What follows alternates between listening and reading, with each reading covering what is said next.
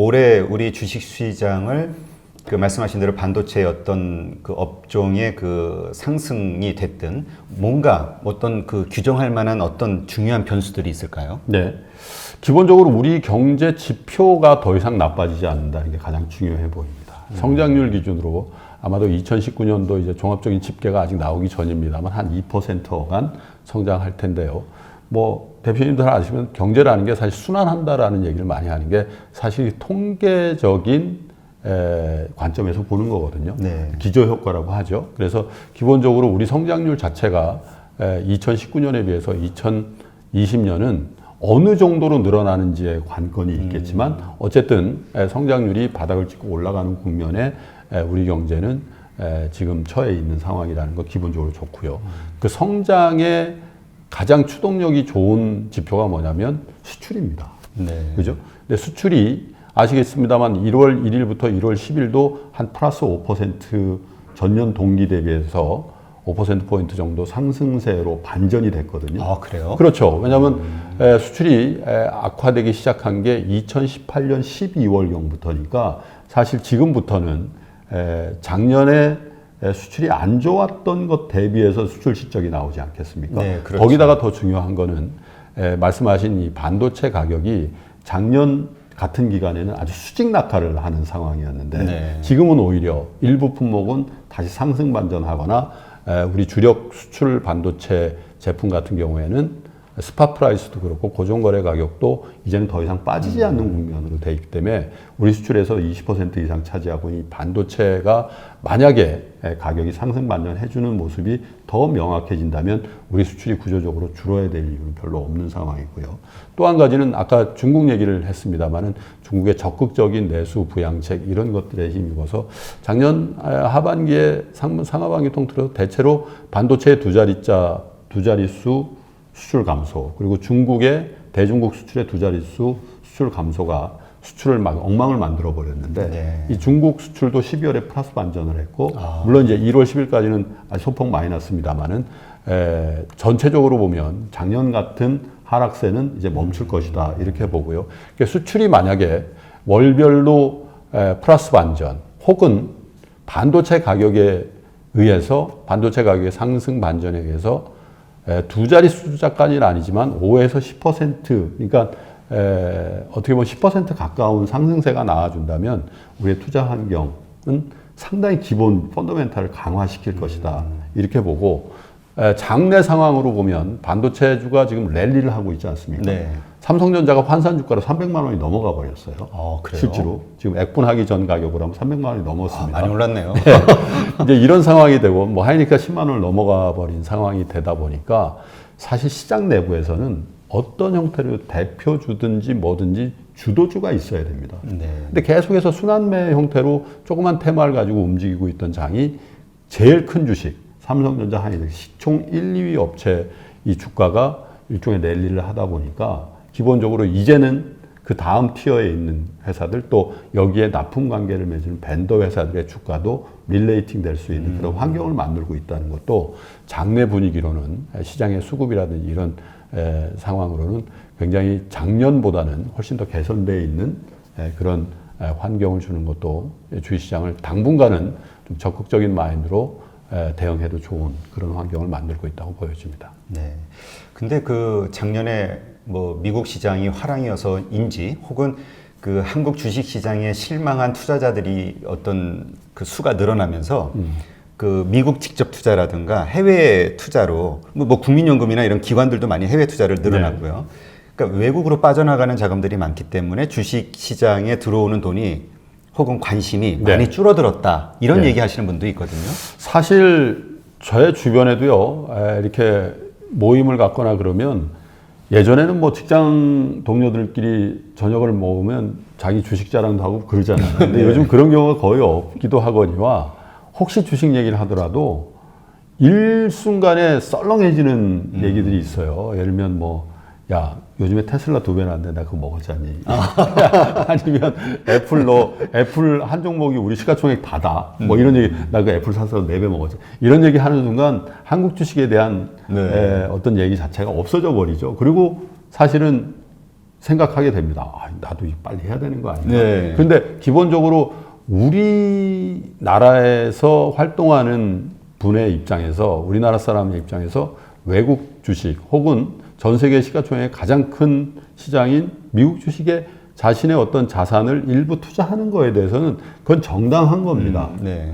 거꾸로 해도 돈은 똑같은 거 아니겠어요? 그렇죠. 근데 미국 사람이 만약에 10억의 금융자산이 있는 사람이 미국 주식은 한 종목도 안 사고 한국 주식에만 10억을 다 몰빵을 했다고 하면 대표님 입장에서 좀 이상하게 볼 거 아니에요? 그렇죠. 그러면 이 글로벌라이제이션 돼 있는 시대에서 한국의 돈이나 미국의 돈을 똑같다고 봐야 되잖아요. 지금은 뭐 국경을 초월해서 다 투자할 수 있는데 한국 사람이라고 해서 한국 주식에 10억이라는 돈을 다 몰빵해야 될 이유는 없는 거죠. 그럼에도 불구하고 저는 약간의 쏠림이 있다고 보여지는 게 밸류에이션에 대한 부담감에다가 또 저도 한 25년 이상 이 금융시장의 그 플레이어로 활동해보고 그러면 대체로 이렇게 이 쏠림이랄까 억제할 수 없을 정도로 그쪽 시장에 대한 매력을 느끼고 사야 되겠다라는 생각이 들면 항상 고점을 픽아웃하는 그런 경험을 했는데 사지 말라는 말씀이 아니라 한국 주식을 그러면 다 뒤집어 가지고 네. 한국 이제 망해, 한국 다 팔아 가지고 지금 잘 나간다는 애플 사고 테슬라 사야 되는지에 대해서는 여러분 조금 여유 있게 좀 보셨으면 좋겠다. 그리고 하시더라도 순차적으로 포트폴리오도 시점의 포트폴리오도 좀 하시는 게 좋겠다. 만약에 한 1억 원어치 정도를 미국 주식에 투자한다라고 하면 철저히 분할해서 사셔야 되겠다. 그리고 이 주식을 하실 때에 남들이 뭐 테슬라로 따블 먹고 애플로 4배 먹었다는데 나도 들어가서 50%라도 먹어야 되겠다. 설거지라도 해야 되겠다는 생각으로는 절대 하지 마십시오. 만약에 내 금융자산이 10억 있다. 내 금융자산이 1억 있다 그러면 그 중에 20%는 늘상 미국 주식을 해야 되겠다라는 마음으로는 하시되 지금 단타를 치러 들어가시거나 남들이 먹은 거를 이렇게 보면서 그 부러움의 어떤 생각으로 들어가시면은 항상 그때가 고점이었던 생각을 하게 되거든요. 그래서 조금은 좀 조심스럽게 그리고 하시더라도 장기적으로 그리고 순차적으로 좀 하셨으면 좋겠다는 생각을 좀 합니다. 일종의 쏠림이 지금 한참 진행 중인 자산이라고 생각하고 오히려 올해는 한국 말씀드린 중국 혹은 그 외에 제조업이 강한 신흥국 쪽에 주식 쪽에 특별히 하드웨어 IT 하드웨어 쪽이 강한 국가들의 투자에 대해서 더 적극적인 마인드를 취해 주시는 게 상대적인 수익률도 더 좋지 않겠나 그렇게 예측을 해봅니다. 네. 그러면 아까 말씀하신 대로 중국 시장에서도 우리가 이제 좀 글로벌 시각에서 바라보면은 중국에서 뜨는 어떤 업종 혹은 회사들에 연결되는 한국 기업들 납품하거나 하는 요런 그러니까 중국 시장을 보면서 거기와 연관되는 한국 회사를 찾는 것도 하나의 방법이 될 수도 있겠네요. 아니면 뭐 뜰 것 같은 중국 주식이나 그 주식들로 구성된 ETF에 직접 투자하시는 것도 거의 요즘은 쉬우니까요. 이런 생각을 좀 해봤습니다. 뭐 작년에 우리 주식시장에서 가장 큰 시세를 낸 게 5G 관련주거든요. 그렇죠. 5G 관련 장비 업체들이잖아요. 근데 이제 논리가 뭐냐면 한국이 5G의 인프라를 가장 먼저 구축했으니까 한국 업체들이 당연히 수혜를 보죠. 그런데 일부 장비 업체들은 글로벌 시장에서 경쟁력을 갖고 있기 때문에 그 다음 차순 중국인데 이게 또 중국으로 수출돼서 이 장비 업체들이 훨씬 더 큰 수익이 날 것이다. 중국이 마무리되면 미국으로 갈 것이다. 그 다음엔 유럽으로 갈 것이다. 이런 생각들로 이 5G 관련주들이 많이 올랐습니다. 그리고 어쩌면 지금 시세가 한국에서 수익력을 더 높인 그 보상으로 인한 주가 플러스 알파가 있다라고 보는 거죠. 그러면 제가 이제 중국 얘기하면서 중국 정부의 자국 그 기업들이 만드는 부품, 장비 이런 것들을 많이 써야 된다라는 그런 정책을 읽힌다고 말씀드렸지 않습니까? 그러면 사실 중국에서도 당연히 디지털 경제를 만들고 그러면서 그 인프라인 5G에 대해서 전략적인 투자를 할 수밖에 없을 겁니다. 그리고 일부 한국 기업들이 수혜를 보긴 볼 겁니다. 그런데 한국 기업들로만 채울 가능성은 전혀 없겠죠? 그러면 이 환경에서 수혜를 볼 수 있는 중국의 유력한 회사들도 투자의 풀에 넣어야 된다는 거죠. 사실은 메인스트림은 거기 있을 수도 있습니다. 우선은 자기 나라의 기업들에게 우선권을 주겠죠. 그렇습니다. 그런데 이제 일부 그 장비에 관련해서는 한국 기업의 기술력이 워낙 월등한 데다가 또 어떤 채산성이라든지 이런 것들을 워낙 좋게 갖추고 있는 기업들은 수혜를 보겠지만 그것들을 솟아내는 노력보다는 메인스트림에서 훨씬 더 많은 수익을 낼 수 있는, 그런데 비교적 그런 업체들의 중국 시장에서의 주가가 그렇게 많이 올라 있냐? 미국의 빵이라든지 마가 이 주가처럼 그렇지 않거든요. 그러니까 중국의 종합주가지수가 뭐 한 20% 올랐습니다만은 그럼에도 불구하고 개별단에서의 기업들은 여전히 밸류에이션 매력이 있는 기업들이 있으니까 그런 회사들을 찾아보는 노력, 혹은 그게 개별단에서 기업을 찾는 노력이 나는 좀 힘들어 보인다 그러면, 예를 들면 중국의 통신장비 업체들 혹은 중국의 투자 유망한 그 테마군들로 만들어진 ETF 같은 것들이 있거든요. 그런 데에서 간접 투자를 하는 것도 방법이 되지 않겠나 이런 생각을 해봅니다. 아, 그렇군요. 근데 이렇게 제가 방송을 하면서 이렇게 달리는 댓글이라든가 이런 반응을 보면 의외로 중국에 대한 불신을 갖고 있는 분들이 맞습니다. 많이 계시더라고요. 그래서 또 우리 동맹이기도 한 미국과 어떤 적대국이니까 그런 경우도 있겠죠. 정치적인 이유로. 그러니까 중국 기업에 투자하는 게 되게 리스크가 큰 일이라고 생각을 하시는 분들이 많아요. 그들의 회계 기준을 어떻게 그렇습니다. 믿을 것이며, 이런 부정적인 시각에 대해서는 어떻게 생각하세요? 실제로요. 뭐 우리 시청자 여러분들도 그 이제 흔히들 이제 BBC라든지 혹은 블룸버그라든지 혹은 CNN 같은 이제 외국에서 하는 방송을 실시간으로 이렇게 보시는 분들이면, 저는 이제 늘상 이제 켜놓고 봅니다만은 이런 경우들이 있어요. 예를 들면 CNN이나 BBC의 헤드쿼터에서 아시아 특파원하고 이렇게 전화 인터뷰, 화상 인터뷰를 하는 경우가 있거든요. 중국 경제 지표가 발표됐다거나 그러면 이제 아시아에 있는 리포터들이 싱가포르나 홍콩에서 이렇게 리포팅을 하지 않습니까? 뭐 중국의 경제 성장률이 1분기에 뭐 6점 몇 %. 그러면 흔히 저희가 보는 게 뭐냐면 그 영국이나 미국에 있는 헤드쿼터에서 앵커가 뭐라면 그거 진짜냐고, 그거 리얼이냐고 이렇게 물어보는 경우가 많이 있어요. 그러니까 국가가 만들어낸 경제 지표에 대한 신뢰도도 없는데 개별 기업단의 그 회계를 어떻게 믿냐. 충분히 타당한 문제 제기이기도 합니다. 그런데요, 전반적으로 보면 이 주식시장의 수익이라는 건 리스크 대비해서 리턴이잖아요. 근데 그 리스크라는 게 사실 그런 부분까지 다 내재되어 있는 거라고 봐야죠. 그리고 어쩌면 중국 개별 기업 혹은 종합주가지수도 그런 회계의 불투명성이나 신뢰도의 문제를 다 포함하고 있는 가격이라고 봐야 됩니다. 왜냐하면 이미 그 중국 주시장도 그들만의 리그가 아니라 외국 투자자들이 들어가 있고 뭐 이런 상황으로 가면서 기본적으로 가격에 그런 어떤 불투명한 그리고 불가측한 부분까지도 다 투영돼. 만약에 중국 개별단의 기업들이 미국의 플레이어다 한번 생각해 보시죠. 미국 시장에 상장돼 있다. 그러면 주가가 훨씬 높았겠죠. 오히려. 그렇죠. 뭐라죠? 유니콘 기업들 미국의 나스닥에 상장된 것들은 엄청나잖아요. 그렇죠. 그건 일단 회계적인 어떤 그런 부분들이 중국 로컬에 상장되어 있는 것보다 훨씬 더 많이 고양돼 있다는 전제하에서 상장도 통과하고 투자자들도 계속 또 모니터링하고 있는 거니까요. 그래서 그런 측면에서 보면 어떤 내재화되어 있는 리스크를 반영해 있는 게 그 개별 기업들의 주가고 중국의 주가 지수라고 보면 투자의 관점에서 잘 골라야 되는 숙제가 우리한테 있습니다만은 어쨌든 투자라는 거는 사실 우리가 투자하는 돈에 무슨 꼬리표를 달 필요는 없다고 보는 거죠. 물론 안정성이라는 측면에서 훨씬 이 미국이라든지 유럽의 기업들이 100년 기업도 많고 그렇기 때문에 안정성이라는 측면에서 훨씬 더 매력적인 부분이 있습니다만 그 절편으로 이 시기열을 잘라서 보는 그 기간마다 어쩌면 투자의 우선순위를 결정하는 적극적인 투자자라면 한번 좀 생각해 볼 수 있는 그런 환경이다라고 보여지는 거죠. 그러니까 말씀 들으면서 느끼는 게 우리가 일단 투자할 때는 좀 냉철하게 감정이 배제가 돼서 돈으로만 생각을 해야 되겠네요. 그렇습니다.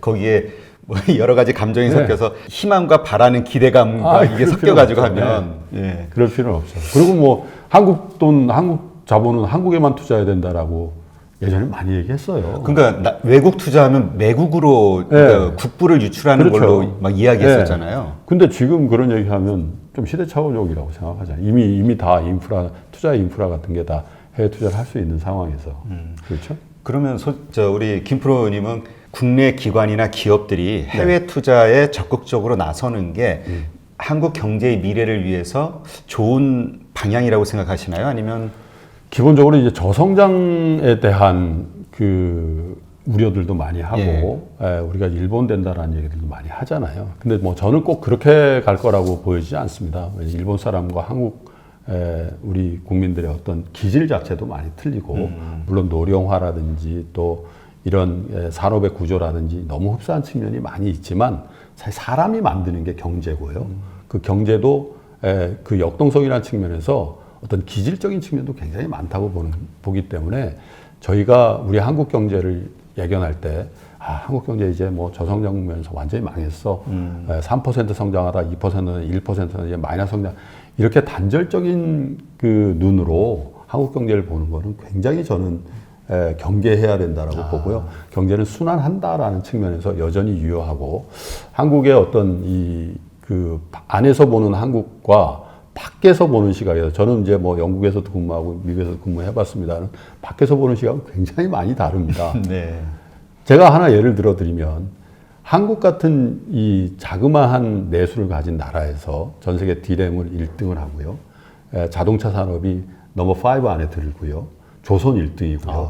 석유화 이런 나라들이 사실 없어요. 네. 그리고 부품 소재 장비 얘기를 합니다만 부품 소재 장비도 잘하고 전방 산업이 뭐 반도체, 자동차, 뭐 세트 업체도 다 잘하는 그런 경제도 없고요. 그리고 구조상 전 세계가 연결되어 있는 이 경제 구조화에서 그게 맞지도 않거든요. 네. 그래서 한국 경제에 대한 미래를 제가 되게 좋게 봅니다. 그리고 하기에 따라서 굉장히 다시 역동적인 경제로 바꿔나갈 수 있다라고 보는데 그럼에도 불구하고요. 한국의 어떤 자본이 외국의 투자 자산에 투자해가지고 어떤 좋은 퍼포먼스를 내는 것들도 병행해서 해야 될 숙제라고 보는 게요. 이미 국민연금도 이제 국내 자산에 투자할 수 없을 정도로 많이 커져 있잖아요. 네. 우리 한국 주식만 만약에 국민연금이 산다면 한국 주식 폭등해 버리겠죠. 나중에 연금 받을 때 그 주식 팔면 한국 주식 박살나 버릴 거 아니겠습니까? 그렇죠. 이제 물리적으로 한국 주식에 더 투자할 수도 없는 그런 상황으로 가거든요. 그렇기 때문에 외국에 대한 포트폴리오를 늘리는 것은 굉장히 중요합니다. 그러나 일방적으로 한국 주식은 안 된다라는 관점에서 미국 주식을 산다든지 금리라는 측면에서 한국 금리는 2%밖에 안 주는데 브라질 금리는 8% 준다? 그럼 그쪽으로 가야 된다. 이런 단선적인 논리에서 좀 벗어나야 되고요. 그리고 또 한 가지는 왜 해외에 대해 투자하실 때는 제가 항상 말씀드립니다만은 우리나라는 좀 거꾸로 합니다.